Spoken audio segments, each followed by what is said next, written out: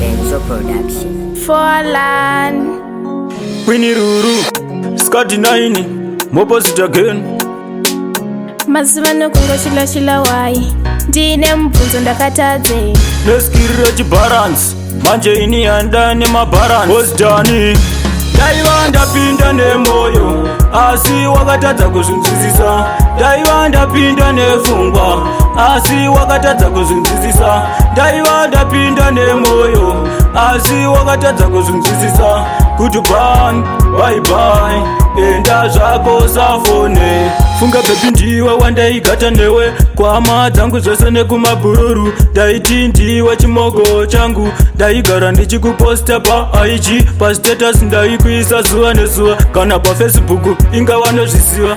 Asi wakangozonzwa zvimashoko zvenhema ukati Alani handichakuda. Daiva ndapinda nemoyo asi wakatadza kuzvinzwisisa.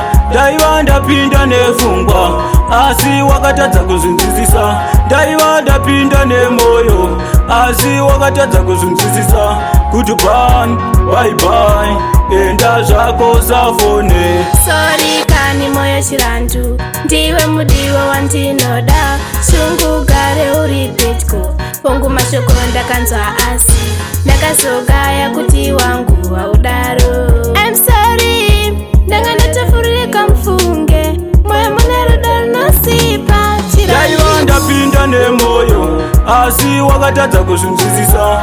Daiva ndapinda nefungwa asi wakatadza kuzvinzwisisa. Daiva ndapinda nemoyo asi wakatadza kuzvinzwisisa. Goodbye, bye bye, enda zvako safone. Funga bebi ndiwe wandaigata newe kwama dzangu zvose nekumabhururu. Ndaiti ndiwe chimoko changu, ndaigara ndichikuposta paig, pastatus ndaikuisa zuva nezuva, kana pafacebook inga wanozviziva. Asi wakangozonzwa zvimashoko zvenhema ukati Alani handichakuda. Daiva ndapinda nemoyo asi wakatadza kuzvinzwisisa. Daiva ndapinda nefungwa asi wakatadza kuzvinzwisisa. Daiva ndapinda nemoyo asi wakatadza kuzvinzwisisa.